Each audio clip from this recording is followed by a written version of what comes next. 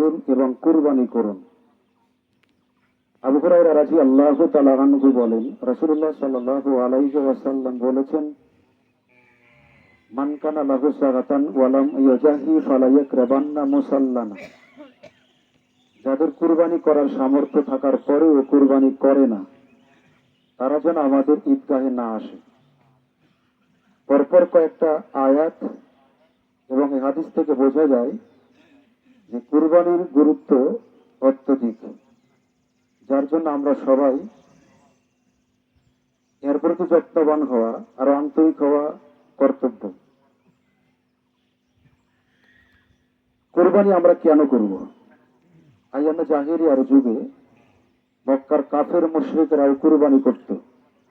তারা কুরবানির পশুর রক্ত কাবার দেওয়ালে লেপন করে দিত, আর এর গোশতটা মূর্তির মাথার উপরে রেখে দিত। খাওয়ার দিক দিয়ে আমাদের চাইতে মুশরিক কাফেরেরাই অনেকটা এগিয়ে ছিল। ইসলাম আসার পরে আল্লাহ সুবহানাহু ওয়া তাআলা এর উদ্দেশ্য তুলে ধরে বলছেন, লা ইয়ানালাল্লাহু লুহুমুহা ওয়ালা দিমাউহা ওয়ালাকিন ইয়ানালুহুত তাকওয়া মিনকুম। সূরা হজ আয়াত 37। কুরবানির পশুর রক্ত এবং গোশত কোনোটাই আল্লাহর নিকটে পৌঁছে না, পৌঁছে তোমাদের তাকওয়া।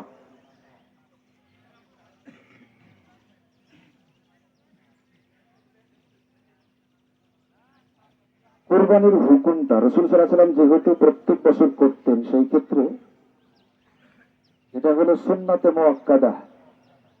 তবে এমন আবশ্যিক না যে যে কোনো মূল্যে এটা করতে হবে। সামর্থ্য কি? হাদিস যেহেতু শুনলাম, যার সামর্থ্য থাকার পরে কুরবানি করে না, সেজন্য আমাদের ঈদগাহে না আসে। সামর্থ্যটা হলো ঋণ, ব্যয়ভার এগুলো বহন করার পর যদি 1 বছর পার করে 2 বছর পদার্পণকারী একটা ছাগল, ভেড়া, দুম্বা কেনার মতো সামর্থ্য তার থাকে,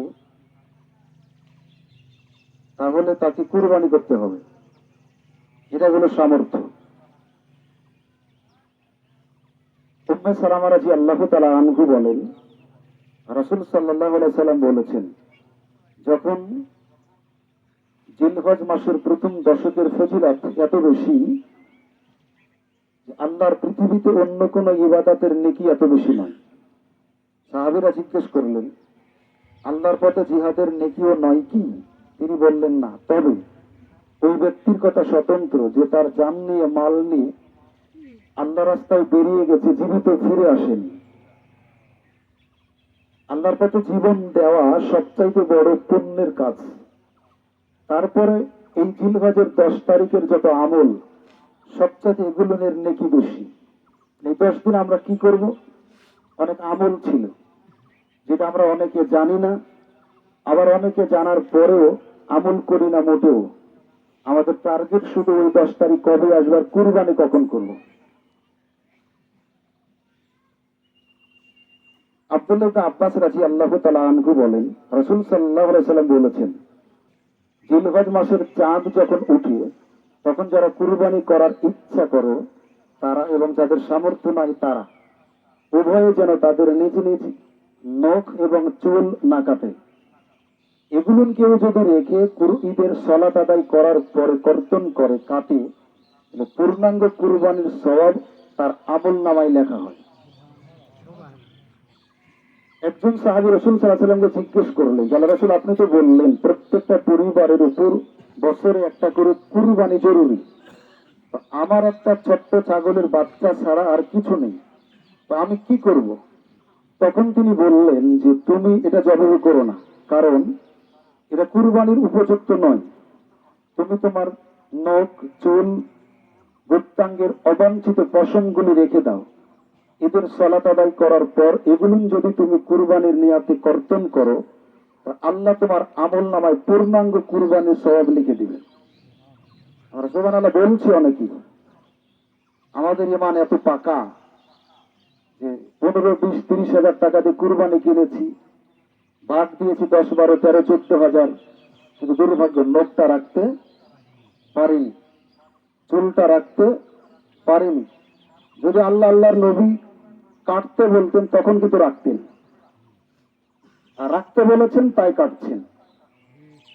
ঈদের দিন সকালবেলা অজু গোসল করে সাধ্য মতো সুগন্ধি মেখে ঈদগাতে আসবেন। যেভাবে সিগারেট খাচ্ছেন আর আসতেছেন, অত টাকাটা আতর কিনলেন কেন? যদি বিড়িকে আসতে বলতেন আল্লাহ বা নবী, তাহলে খাইতেন না, থাকতো 28 টাকা, আপনাকে কেনার দরকার নেই। নিষেধ করেছেন তাই খাচ্ছেন। যাই হোক, এরপর আর একটা আমল ছিল, আরাফার দিনের সিয়াম। গত বৃহস্পতিবার আবু কাতাদা রাদিয়াল্লাহু তাআলা আনহু বলেন, রাসূল সাল্লাল্লাহু আলাইহি ওয়াসাল্লাম বলেছেন, সিয়ামু ইয়াউমে আরাফা আহতাসিবু আলাল্লাহি আন ইউকাফিরা সানাতাল্লাতী ক্বাবলাহু ওয়াস সানাতাল্লাতী বা'দাহু। আরাফার দিনের একটা সিয়াম আমি মনে করি সায়েমের, রোজাদারের, কেউ যদি আরাফার দিনে একটা রোজা থাকে, তাহলে আল্লাহ সুবহানাহু ওয়া তাআলা এই রোজাদারের আগের এক বছরের এবং পরের এক বছরের সমস্ত সাগীরা গুনাহ ক্ষমা করে দেন। এটাও আমরা অনেকে করিনি। 10 তারিখে কুরবানির আগে আমলগুলি ছিল, আমরা অনেকেই না জানার কারণে করিনি। আমি এই আলোচনাটা আজকের মাঠে আনতাম না, যেটা আপনার পাশের মানুষ, কাছের মানুষ। আমি মনে করি এলাকাতে যে মসজিদগুলি চলে, যে খতিবগুলি চলে, খতিবরাই তো জানে না, অনেকেই জানেন না। জানলে আমল করতেন, এটা আমি জানি। আরাফার সিয়ামের ব্যাপারে অনেকে ফোন দেন, অনেক উপকৃত হওয়া যায়, এটা নেই। এজন্য চেষ্টা করুন সময় সুযোগে মানুষের আমলিয়াতের দিক দিয়ে একটু তৎপর হওয়ার। কুরবানির ইতিহাস ইব্রাহিম আলাইহিস সালাম যেটা করেছিলেন মূলত সেটাই। তবে এই ধারণা করা যাবে না যে তখন থেকে কুরবানির প্রচলন হয়েছিল, বরং পৃথিবীতে যত নবী রাসূল আল্লাহ প্রেরণ করেছেন প্রত্যেকটা নবীর উম্মতের উপরে কুরবানির বিধানটা ছিল। তবে আমরা যেই কুরবানি করি, এই কুরবানি ইব্রাহিম আলাইহিস সালাম যেটা করেছিলেন সেটা। কুরবানির পশু 4 ধরনের, প্রত্যেকটা নারী এবং পুরুষ, উট, গরু, ছাগল, দুম্বা, ভেড়া এর অন্তর্ভুক্ত। তবে স্পষ্ট কানা, ঘোড়া, রোগী, জীর্ণ শীর্ণ এই 4 ধরনের পশু দিয়ে কুরবানির জন্য জায়েজ নয়। সম্মানিত উপস্থিতি, এরপর আমাদের যে শরীকানা কুরবানি সংক্ষিপ্ত